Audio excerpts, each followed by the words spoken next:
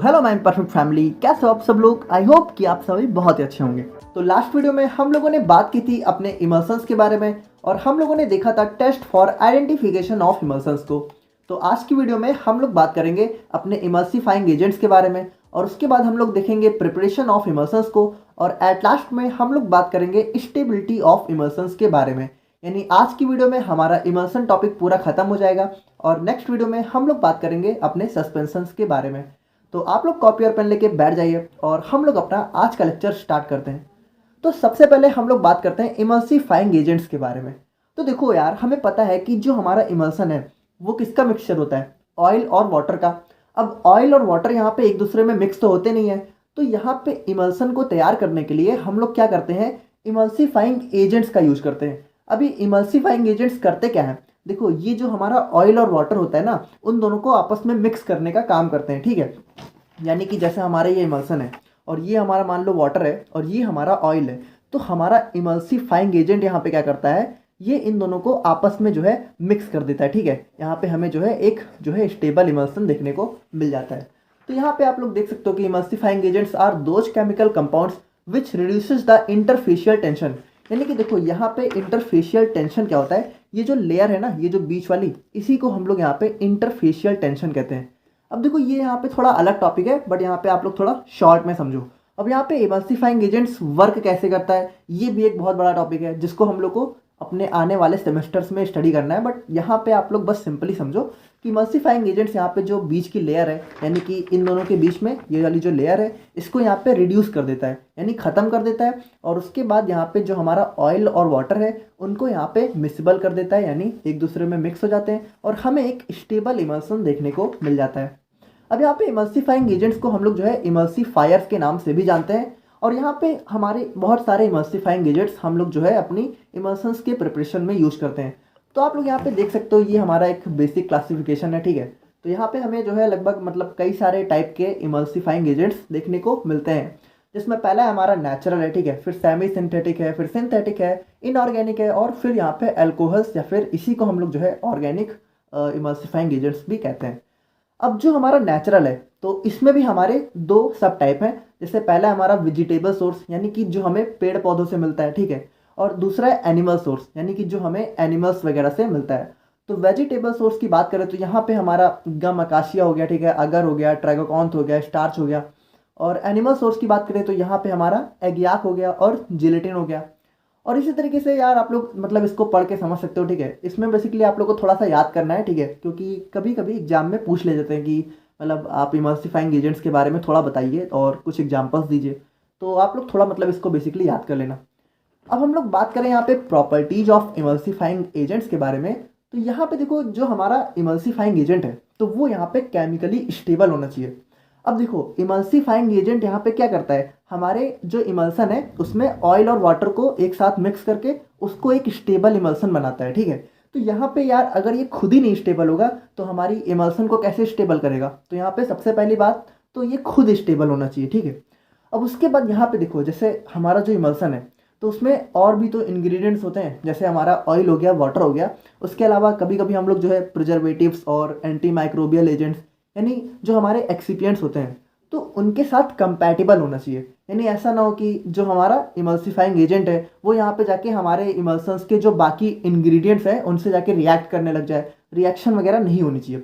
और उसके बाद नॉन टॉक्सिक होना चाहिए, यानी कि हार्मफुल नहीं होना चाहिए। और उसके बाद जो है must be capable of reducing interfacial tension, यानी जिस काम के लिए हम लोग इसको यूज कर रहे हैं उसमें तो ये कैपेबल होना ही चाहिए, ठीक है। तो अब हम लोग बात करें यहाँ पे प्रिपरेशन ऑफ इमल्सन्स के बारे में। तो यहाँ पे बेसिकली हम लोग जो है अपने इमल्सन को तीन तरीके से बनाते हैं, ठीक है। प्रिपरेशन का मतलब क्या हुआ, बनाना, यानी इमल्सन को किस तरीके से प्रिपेयर किया जाता है। तो हमें जो है तीन मेथड्स देखने को मिलते हैं, जिसमें पहला है ड्राई गम मेथड, दूसरा है wet gum method and third है हमारा बॉटल मेथड। तो इन तीनों को हम लोग थोड़ा एक एक करके देख लेते हैं। तो बात करें हम लोग यहाँ पे ड्राई गम मेथड की, तो यहाँ पे देखो सबसे पहले जो हमारा, अब यहाँ पे सबसे पहले आप लोग एक चीज़ समझो कि जो हमारा इमल्सन की प्रिपरेशन है उसमें बेसिकली हमें तीन चीज़ों की ज़रूरत है। पहला ऑयल, दूसरा वाटर, ठीक है, ऑयल वाटर तो चाहिए ही चाहिए क्योंकि इमल्सन बना रहा है, और उसके बाद हमें चाहिए गम। अब ये गम क्या होता है, गम होता है हमारा इमल्सिफाइंग एजेंट, यानी ये जो हमारा गम है, ठीक है, ये यहाँ पे इमल्सिफाइंग एजेंट का काम करता है हमारे इमल्सन की प्रिपरेशन में। तो देखो सबसे पहले जो ऑयल वाटर और गम का रेशियो हमारे ड्राई गम मेथड में होता है वो होता है 4:2:1, ठीक है। और उसके बाद जो हमारा ड्राई गम मेथड है तो इसमें हमें बेसिकली एक मोल्टार और एक पेस्टल की रिक्वायरमेंट होती है। देखो मोल्टार पेस्टल क्या होता है, ये बेसिकली थोड़ा इस टाइप का होता है। आज के ज़माने में तो मतलब बहुत ही मुश्किल से देखने को मिलता है, लेकिन पहले हमें जो है देखने को मिलता था, जिसमें मतलब हम लोग जो है मतलब जैसे हमारी दादी वादी होती थी ना, तो वो मतलब कूटने का काम करती थी। लाइक आप कह सकते हो जैसे धनिया वगैरह कूटना होता था ना, तो ये हमारा पेस्टल होता था। तो हम लोग बिल्कुल ऐसे मतलब राउंड घुमा के जो है इसमें जो है पेस्ट मतलब कूटने वगैरह का काम करते थे, ठीक है। आप लोग समझ सकते हो यार थोड़ा मतलब। अब यहाँ पे देखो एक चीज़ आप लोग और जान लो कि जैसे ये जो हमारे मेथड्स हैं, ड्राई गम हो गया, वेट गम हो गया, तो आज के ज़माने में इनका मतलब काफ़ी कम यूज होता है, ठीक है। पहले के ज़माने में मतलब इनका बहुत ज़्यादा यूज होता था। अब यहाँ पे जैसे इसमें सबसे पहले हम लोग क्या करेंगे कि ड्राई गम मेथड में सबसे पहले हम लोग जो है ऑयल को लेंगे, ठीक है, और उसको जो है गम के साथ मिक्स कर देंगे और उसके बाद ट्राइटूरेट करेंगे। देखो ट्राइटूरेट मतलब क्या होता है, जैसे जो मतलब जो हमारा मोर्टार एंड पेस्टल है, ठीक है। तो सबसे पहले हम लोग क्या करेंगे, ऑयल को जो है गम के साथ मिक्स करेंगे। यानी हम लोगों ने इसमें जो है ऑयल डाला, ठीक है, और गम डाला, ठीक है, ऑयल और गम। और उसके बाद ट्राइटूरेट यानी कि ये जो हमारा ये जो हमारा पेस्टल है, ठीक है, इसको आप कह सकते हो कि हम लोग इसको गोल गोल घुमा के पीसने का काम करेंगे, ठीक है। और उसके बाद जब ये हमारा हो जाएगा तो उसके बाद हम लोग जो है थोड़े अमाउंट में वाटर को ऐड करेंगे और जो है ट्राइचुरेशन को कंटिन्यू करेंगे, ठीक है। यानी कि हम लोग उसको जो है घुमाना कंटिन्यू रखेंगे, कब, जब तक यहाँ पे एक क्लिकिंग साउंड ना आ जाए, ठीक है। यानी कि उसको घुमाते घुमाते जो हमारा जैसे हमारा ऑयल है, गम है और वाटर है, इन तीनों को मिक्स करते करते जब एक क्लिकिंग साउंड आ जाए तब तक हमें जो है घुमाते रहना है, ट्राइटूरेट करते रहना है। और उसके बाद देखो होगा क्या कि हमारी एक हार्ड और थिक क्रीम फॉर्म हो जाएगी, ठीक है। अब उसके बाद देखो हम लोगों ने अभी तक सिर्फ एक छोटा सा अमाउंट प्रिपेयर किया, ठीक है। यानी हम लोगों ने थोड़ा सा वाटर, थोड़ा सा ऑयल और थोड़ा सा गम लिया। अब इसको हम लोग क्या कहते हैं, प्राइमरी इमल्सन। यानी हमारा इमल्सन का एक बेस तैयार हो चुका है। अब हम लोग क्या करेंगे, इसमें जो है रिमेनिंग वाटर यानी कि जितना और भी रिक्वायरमेंट है उतना वाटर को ऐड करके अपना हम लोग यहाँ पे फाइनल इमल्सन को प्रिपेयर कर लेंगे, ठीक है। तो ड्राई गम मेथड में बेसिकली हमारा यही था। अब बात करें हम लोग यहाँ पे वेट गम मेथड की, तो देखो ये भी बिल्कुल ड्राई गम मेथड की तरह ही है, बहुत ही सिंपल है। यहाँ पे देखो सबसे पहली बात, रेशियो एकदम सेम है। वहाँ पे भी 4:2:1 था, यहाँ पे भी सेम है। और इसमें भी हमें मोर्टार एंड पेस्टल चाहिए होता है। बस देखो यहाँ पे मेन डिफरेंस कहाँ पे आता है, हम लोग इसमें सबसे पहले वाटर को गम के साथ मिक्स करते हैं। देखो वहाँ पे हम लोग क्या करते थे, ऑयल को जो है गम के साथ मिक्स कर रहे हैं, और यहाँ पे हम लोग क्या कर रहे हैं, सबसे पहले हम लोग वाटर को लेंगे और उसको गम के साथ मिक्स करेंगे। यानी वहाँ पे सबसे पहले ऑयल और गम था, यहाँ पे वाटर और गम है, बस इतना ही डिफरेंस है। और उसके बाद इसमें हम लोग क्या करेंगे, जब ये दोनों जो है मिक्स कर लेंगे और ट्राइचुरेट हम लोग कंटिन्यू रखेंगे, और उसके बाद जो है जब हमारा एक बार ये दोनों मिक्स हो गए तो अब हम इसमें जो है रिक्वायर अमाउंट ऑफ ऑयल को ऐड करेंगे। देखो वहाँ पे सबसे पहले हम लोग ऑयल और गम को मिक्स कर रहे थे, उसके बाद वाटर को ऐड कर रहे थे, और यहाँ क्या करेंगे, यहाँ सबसे पहले वाटर और गम को मिक्स करेंगे फिर ऑयल को ऐड करेंगे, और उसके बाद हम लोग जो है इसको जो है मिक्स करना कंटिन्यू रखेंगे जब तक हमारा प्राइमरी इमल्सन बन ना जाए। और एक बार हमारा प्राइमरी इमल्सन बन गया तो हम लोग उसमें रिमेनिंग अमाउंट ऑफ वाटर को ऐड करके अपना फाइनल इमल्सन को प्रिपेयर कर लेंगे। और अब बात करें हम लोग अपने बॉटल मेथड की, तो यहाँ पे देखो थोड़ा सा डिफरेंस आ जाता है। यहाँ पे रेशियो जो है 2:2:1 हो जाता है। देखो उन दोनों में रेशियो सेम था, वहाँ पे क्या था 4:2:1, यहाँ पे है 2:2:1, ठीक है। तो इसको आप लोग थोड़ा सा याद रखना। अब यहाँ पे जो हमारा बॉटल मेथड है इसको बेसिकली हम लोग जो है हमारे वोलाटाइल और नॉन विस्कस ऑयल्स के लिए यूज करते हैं। देखो वोलाटाइल मतलब क्या होता है, वोलाटाइल हमारे ऐसे सब्सटेंस होते हैं जो खुले में रखने पर उड़ जाते हैं, ठीक है, यानी हवा में उड़ जाते हैं। जैसे हमारा पेट्रोल होता है, पेट्रोल आप लोगों ने सुना होगा कि अगर खुले में रखो तो उड़ जाता है। तो हमारे कुछ ऐसे ऑयल होते हैं जो वोलाटाइल नेचर के होते हैं, यानी खुले में रखने पर वो उड़ जाते हैं। तो अगर हम लोग जो है अपने वोलाटाइल ऑयल को जो है अपने ड्राई गम और वेट गम मेथड से प्रिपेयर करेंगे, तो उसमें देखो हम लोग मोर्टार और पेस्टल में जो है प्रिपरेशन करते हैं तो वो ओपन में होता है ना, तो वहाँ पे हमारा अगर ऑयल जो है वोलाटाइल नेचर का होगा तो उड़ जाएगा, तो हमें जो है हमारा इमल्सन जो है मिलेगा ही नहीं।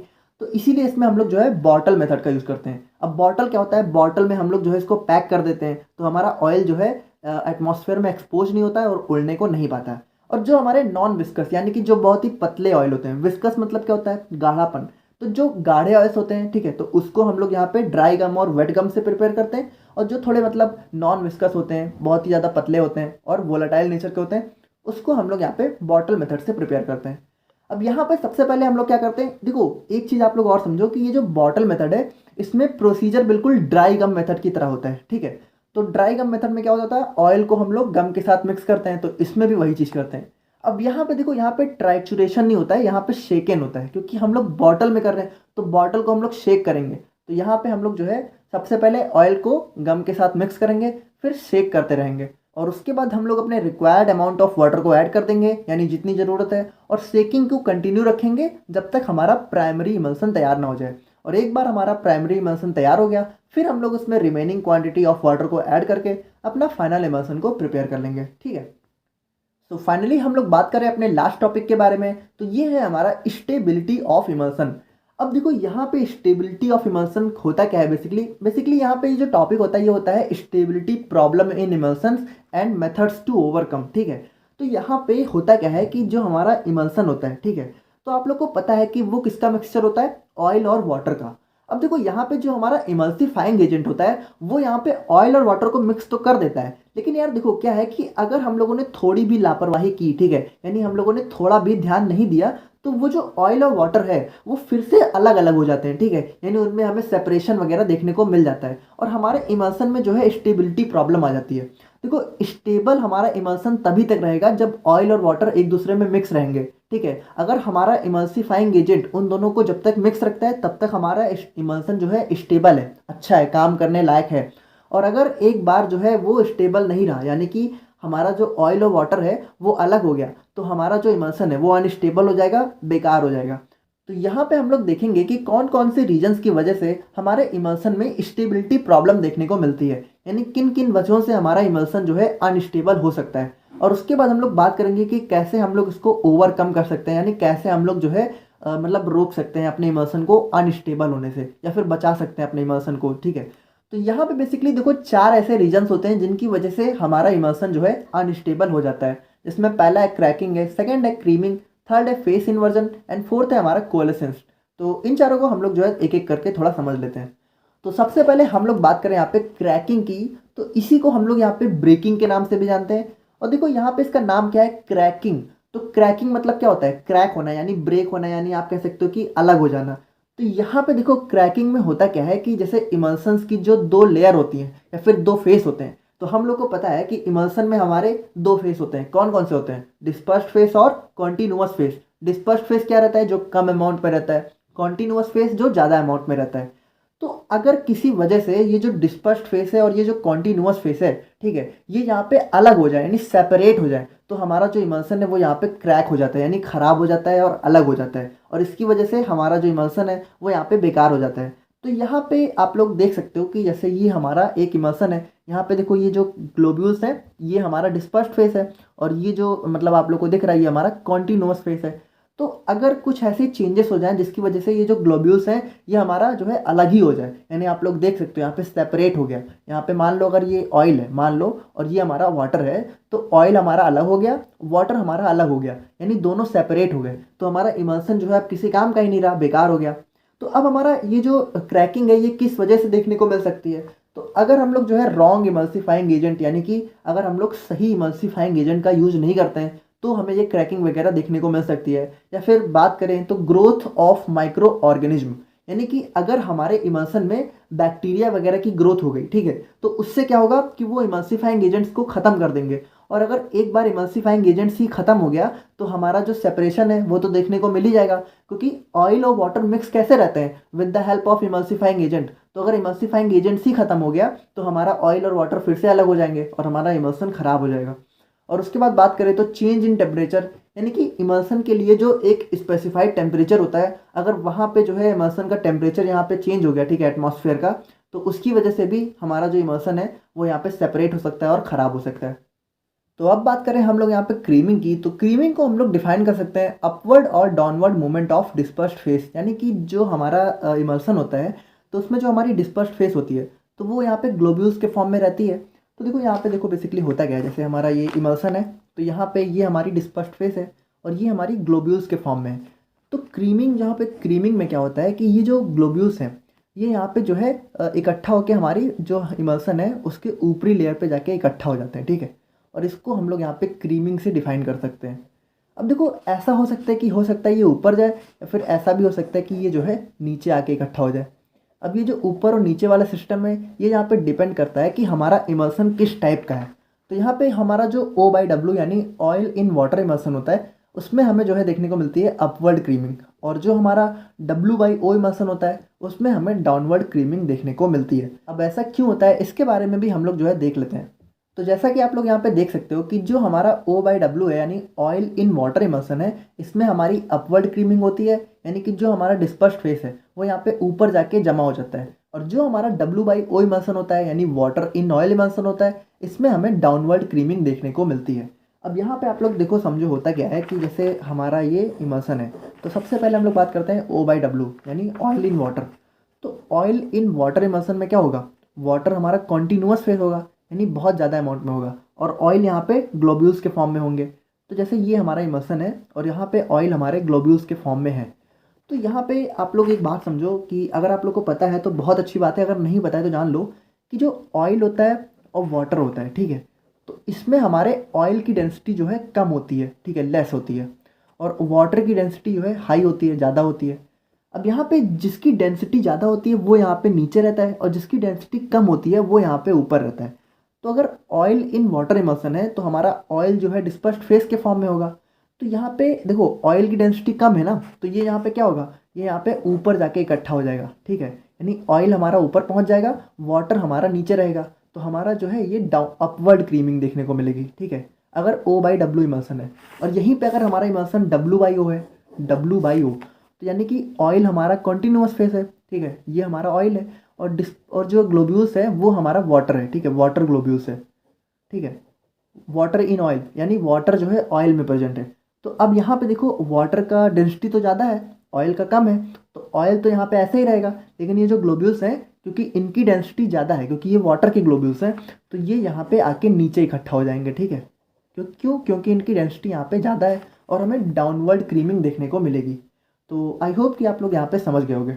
और वहीं बात करें हम लोग यहाँ पे फेस इन्वर्जन की, तो देखो ये बहुत ही सिंपल है। यहाँ पे होता क्या है कि जो हमारा इमल्सन है उसका टाइप ही चेंज हो जाता है। जैसे हमारा अगर मान लो ऑयल इन वाटर इमल्सन है तो वो हमारा वाटर इन ऑयल इमल्सन में कन्वर्ट हो गया, या फिर इसी को वाइस वर्सा यानी इसी का उल्टा, यानी अगर हमारा वाटर इन ऑयल इमल्सन है तो वो हमारा ऑयल इन वाटर में कन्वर्ट हो गया। तो देखो इसके बहुत सारे रीजंस होते हैं, बट अगर ऐसा कुछ हो गया तो हमारा इमल्सन तो हमारे काम का नहीं रहा ना, क्योंकि हम लोग तो मतलब जैसे मान लो अगर हमें ऑयल इन वाटर इमल्सन चाहिए और बन गया वाटर इन ऑयल, तो हमारे काम का तो बचा नहीं। तो ये चीज़ें यहाँ पे हो जाती हैं, तो हमारा इमल्सन जो है अनस्टेबल हो जाता है। आप लोग यहाँ पे देख सकते हो जैसे ये हमारा ऑयल के ग्लोब्यूल्स हैं, ठीक है, और ये यहाँ पे कन्वर्ट होकर वाटर के ग्लोब्यूल्स में कन्वर्ट हो गए, यानी हमारा O/W इमल्सन W/O में कन्वर्ट हो गया, या फिर वाइस वर्सा, ठीक है।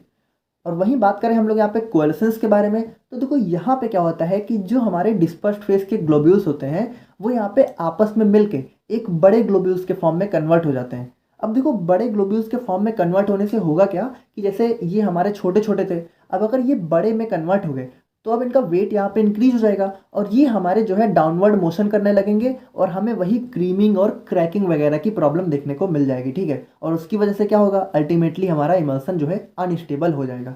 तो अब हम लोग यहाँ पे देख लेते हैं कि methods to overcome the stability problem, यानी कि अगर जो सारी प्रॉब्लम हमारे इमल्सन में हो रही थी उसको हम लोग कैसे ओवरकम यानी कम कर सकते हैं। तो यहाँ पे अगर हम लोग जो है एक प्रॉपर इमल्सिफाइंग एजेंट का यूज करें, यानी एक अच्छा इमल्सिफाइंग एजेंट, ठीक है, तो उसकी वजह से हम लोग जो है अपनी स्टेबिलिटी प्रॉब्लम को काफ़ी हद तक कम कर सकते हैं। और उसके बाद अगर हम लोग अपने इमल्सन की विस्कोसिटी यानी उसका गाढ़ापन बढ़ा दें तो भी हमारी स्टेबिलिटी प्रॉब्लम कम हो जाएगी। देखो जैसे हमारे क्रीमिंग में क्या हो रहा था कि जैसे हमारा जो वाटर था उसका वाटर जो है डिस्पर्स्ड फेस में जब था तो वो डाउनवर्ड मूवमेंट करके डाउनवर्ड क्रीमिंग बना रहे थे। तो अगर हमारा मतलब इमल्सन गाढ़ा हो गया तो हमारा वाटर के ग्लोब्यूल्स नीचे जाएंगे ही नहीं, क्योंकि गाढ़े चीज़ में मतलब इतनी जल्दी मोशन होना तो पॉसिबल नहीं है, तो हमारा इमल्सन जो है स्टेबल रह सकता है। और उसके बाद हमने इमल्सन की प्रॉपर स्टोरेज यानी अच्छे से रख रखाव करके भी हम लोग काफ़ी हद तक स्टेबिलिटी प्रॉब्लम को मैनेज कर सकते हैं। और एक अप्रोप्रिएट टेम्परेचर को मेंटेन करके, यानी कि जितना टेम्परेचर हमारे इमल्सन को रिक्वायर है उस टेम्परेचर में रख के भी हम लोग जो है इसको ओवरकम कर सकते हैं। और उसके बाद यहाँ पे जो है अब जैसा हम लोगों ने देखा कि यहाँ पे ऑयल क्रीमिंग क्यों होती है, डेंसिटी डिफरेंस की वजह से, यानी ऑयल की कम होती है वाटर की ज़्यादा होती है। तो अगर हम लोग कुछ ऐसा करें कि डेंसिटी डिफरेंस जो है मिनिमम हो जाए, यानी ज़्यादा डेंसिटी डिफरेंस रहे ही ना ऑयल वाटर में, ठीक है, तो वहाँ पे भी हम लोग जो है अपने इमल्सन की स्टेबिलिटी को जो है कंट्रोल कर सकते हैं। और वहीं बात करें हम लोग अपने लास्ट मेथड की, तो जो हमारा डिस्पर्स्ड ग्लोब्यूल्स होते हैं तो उनके साइज़ को यहाँ पे रिड्यूस करके यानी कम करके भी हम लोग अपने इमल्सन की स्टेबिलिटी को मैनेज कर सकते हैं। तो ये हमारे कुछ मेथड्स थे जिनकी वजह से हम लोग अपने इमल्सन को स्टेबल बना के रख सकते हैं। और आई होप कि आप लोग को इमल्सन टॉपिक अच्छे से समझ में आ गया होगा। और अगर कोई भी मतलब प्रॉब्लम है इमल्सन से रिलेटेड या फिर किसी भी चीज़ से रिलेटेड तो आप लोग कमेंट करके बोल सकते हो। और मिलते हैं नेक्स्ट वीडियो में। Thank you so much.